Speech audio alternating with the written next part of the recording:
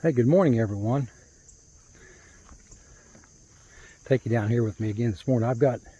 We had rain. This grass yesterday it was crunchy walking through it. And yesterday we had a couple of good rains. Well needed. It was a cool day yesterday, according to, in comparison to what it had been. But yeah, that rain really come in a good time. Not helping the garden any. That garden is just about done.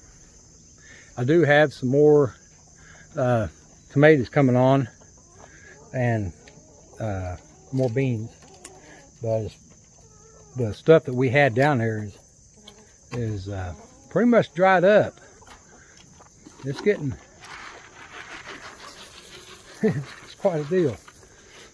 But we do have some green tomatoes down there that we can make relishes out of, and some people like making chow chow, but I don't know that I've ever made any of that. Y'all better get busy. I like to tell them that. Y'all better get busy. We got cloud covered sky this morning. It must be in the 70s here, which is pretty cool for us. I mean, it's not cold. It's nice, and 70s is just perfect weather for. It'd be nice if it stayed 70s around here. For us, this is excellent weather. Excellent weather. But anyway, I've got to get up here and there's spider webs up here and get this all started. Listen to Martin's show this morning. The remnants. You know, there's still people that stay with the Old Testament and the teachings there. It's crazy, but there. Put the lid on that or it'll rain in it. Rain all that food, that chicken food. But we had a pretty good rain. It was nice. Yesterday was an excellent day for rain. We got a lot of stuff done in the house, Marcia and I, and see if I can turn this thing where I can see. We had a chance to catch up on some laundry, which we've always got time for that. You know how it is, you put things off. Put things off. You know, we'll catch that later. We'll keep that till later. That's what we do. Like everybody else, put it off. Yeah, somebody comes over. All right, y'all, clean this up. Where do you put it? You put it in that room that you don't want nobody to go into. We've all got that room, ain't we? All right. Philippians 4, verse 8. And the reference is tied to it. This is only in Paul's writings. And I've been writing these references out for quite a while. And every once in a while I run across a verse that has a lot of references to it. And this is one of them. So it's amazing, you know, how this all ties in. It all ties in. So we'll get this in red and get the references to it out of Paul's writings. All right. For the rest, brethren, whatever is true, whatever is grave, whatever is just, whatever is pure, whatever is agreeable, whatever is renowned, if there is any virtue, if any applause, be taking these into account. For the rest, my brethren, rejoice in the Lord. To be writing the same to you is not indeed irksome for me, it is your security. Let love be unfeigned, abhorring that which is wicked, clinging to good.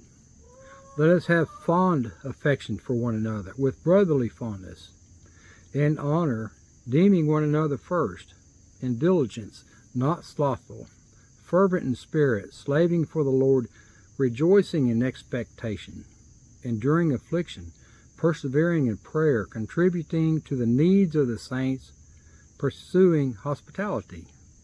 Bless those who are persecuting you. Bless and do not curse, so as to be rejoicing with those rejoicing, lamenting with those lamenting, being mutually disposed to one another, not being disposed to that which is high, but being led away to the humble. Do not come to pass for prudent with yourselves. To no one render evil, for evil making ideal provisions in the sight of all men, if possible, that which comes out from yourselves. Be at peace with all mankind. You are not avenging yourselves, beloved, but be giving place to his indignation. For it is written, Mine is vengeance, I will repay, the Lord is saying. But if your enemy should be hungering, give him the morsel. If he should be thirsting, give him to drink. For in doing this, you will be heaping embers of fire on his head. Be not conquered by evil, but conquer evil with good. Love is patient, is kind. Love is not jealous. Love is not bragging. It is not puffed up, is not indecent, is not self-seeking, is not incensed, is not taking account of evil, is not rejoicing in injustice, yet is rejoicing together with the truth, is foregoing all, is believing all, is enduring all. Now the fruit of the Spirit is love, joy, peace, patience, kindness, goodness, faithfulness, meekness, self-control. Against such things there is no law. Let love be unfeigned, abhorring that which is wicked, clinging to the good. Through glory and dishonor, through defamation and renown, as deceivers and true, as unknown and recognized, as dying. And lo, we are living as disciplined and not put to death, as sorrowing, yet ever rejoicing, as poor, yet enriching many, as having nothing and retaining all.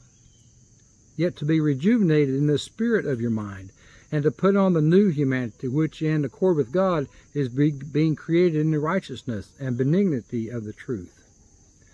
As children of the light be walking, for the fruit of the light is in all goodness and righteousness and truth. Stand then, girded about your loins with truth, with the crash of righteousness put on, and your feet sandaled with the readiness of the evangel of peace. To no one render evil for evil, making ideal provisions in the sight of all men. As in the day, respectively, should we be walking, not in revelries and drunkenness, not in chambering and wantonness, not in strife and jealousy, but put on the Lord Jesus Christ, and be making no provisions for the lust of the flesh. For we are providing the ideal, not only in the Spirit of the Lord, but in the sight of men also. Now we are wishing to God that you do not do anything evil, not that we may be appearing qualified, but that you may be doing that which is ideal, yet we may be as disqualified, for we are not able for anything against the truth, but for the sake of the truth, that you may be walking respectably toward those outside, and you may have need of nothing. For kings and all those being in superior station, that we may be leading a mild and quiet life in all devoutness and gravity. No topper, no quarrelsome, but lenient, pacific, not fond of money, controlling his own household ideally, having his children in subjection with all gravity. Servants, similarly, are to be grave, not double-tongued, not addicted to much wine, not avaricious, having the secret of the faith in a clear conscience. The wives, similarly, are to be grave, not adversaries, sober, faithful in all things. The aged men are to be sober, grave, sane, sound in the faith, and love and endurance. The younger men, similarly, entreat to be sane as to all things, tendering yourselves a model of ideal acts. Now let those who are ours also be learning to preside over the ideal acts for necessary needs, that they may not be unfruitful, but hospitable, fond of that which is good, sane, just, benign, self-controlled. Let no one be despising your youth, but become a model for the believers in word, in behavior, in love, in faith, in purity. An elderly man you should not be upbraiding that, but be entreating him as a father, the younger men as brethren, the older women as mothers, the younger as sisters, in all purity, anticipating that happy expectation, even the advent of the glory of the great God and our Savior, Jesus Christ, who gives himself for us, that he should be redeeming us from all lawlessness, and be cleansing for himself a people to be about him, zealous for ideal acts. If I should be speaking in the languages of men and of the messengers, yet have no love, I have become a resounding copper or a clanging cymbal. And if ever I should have prophecy and should be receiving all secrets and all knowledge, yet have no love, I am nothing. And if ever I should be morsling out all my possessions, and if I should be giving up my body, that I should be boasting, yet have no love, in nothing do I benefit. Love is patient, is kind. Love is not jealous. Love is not bragging, is not puffed up, is not indecent, is not self-seeking, is not incensed, is not taking account of evil, is not rejoicing in injustice, yet rejoicing together with the truth, is foregoing all, is believing all, is expecting all, is enduring all. Love is never lasting. Yet whether prophecies, they will be discarded, or languages, they will cease, or knowledge, it will be discarded. For out of an installment are we knowing, and out of an installment are we prophesying. Now whenever maturity may be coming, that which is out of an installment shall be discarded. When I was a minor, I spoke as a minor. I was disposed as a minor. I took account of things as a minor. Yet, when I have become a man, I have discarded that which is a minor's. For at present we are observing the means of a minor, in an enigma, yet then face to face. At present I know out of an installment, yet then I shall recognize according as I am recognized also. In wisdom be walking towards those outside, reclaiming the era. From everything wicked to the perception, abstain. Yet he must have an ideal testimony also from those outside, that he should not be falling into the reproach and the trap of the adversary. For not that which is apparent is the Jew, nor yet that which is apparent in flesh is circumcision, but that which is hidden is the Jew, and circumcision is of the heart and spirit, not in letter, whose applause is not of men, but of God. For my straits are not a fear to the good act, but to the evil. Now you do not want to be fearing the authority. Authority is archbeings. Archbeings is the word authority.